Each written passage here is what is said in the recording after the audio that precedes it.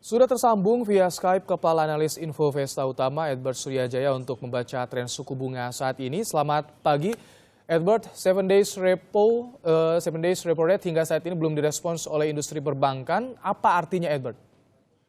Oke, kalau tujuan penetapan 7 days repo rate ini kan sebenarnya adalah untuk menekan bunga ya, yang diawali dengan menekan bunga simpanan, terus harapannya bunga simpanan turun, bunga kredit kemudian turun, sehingga penyaluran kredit kemudian bisa menjadi lebih banyak dengan bunga yang murah. Nah, namun seperti yang tadi diberitakan, ternyata penyaluran suku bunga kredit itu malahan justru naik, yang dikhawatirkan tentu saja akan mengurangi permintaan kredit. Nah, pengurangan permintaan kredit ini tentu saja dampaknya akan negatif secara umum bagi perekonomian. Kenapa? Karena berarti itu perekonomian tidak bergerak, sektor usaha itu akan melambat. Seperti itu.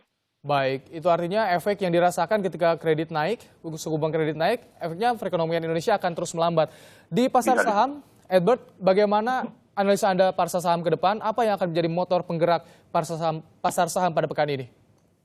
Oke, baik. Untuk pasar saham pekan ini kita lihat dari dalam negeri sentimen positif itu relatif sedikit ya. Saat ini pelaku pasar kita lihat itu akan cenderung wait and see terkait dengan ketidakpastian pilkada. Ya, pilkada tidak jadi selesai satu putaran. Selama dari sekarang sampai pilkada putaran kedua nanti, investor saya lihat dari dalam negeri akan cenderung wait and see.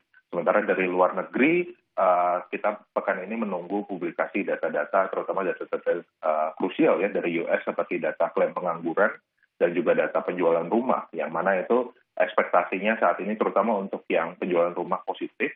Ya, ketika data-data US positif, saat ini bisa jadi ada sentimen negatif di pasar kita, di mana investor melihat itu bahwa kemungkinan kenaikan Fed Fund Rate itu menjadi semakin nyata, yang mana memberikan sentimen negatif. Oleh karena itu kita melihat pada pekan ini pasar saham itu kita lihat akan bergerak flat cenderung melemah.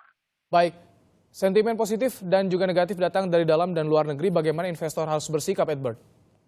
Oke, kalau untuk pekan ini kita lihat investor sebaiknya cenderung menahan diri aja dulu ya, jadi jangan buru-buru untuk masuk ke pasar. Sambari melirik saham-saham komoditas. Kenapa? Karena kita lihat dengan kenaikan Fed Fund Rate itu mengindikasikan bahwa pemulihan ekonomi global itu berjalan. Nah, ketika pemulihan ekonomi global berjalan itu akan direspon dengan kenaikan komoditas. Maka saham komoditas bisa menjadi perhatian investor untuk pekan.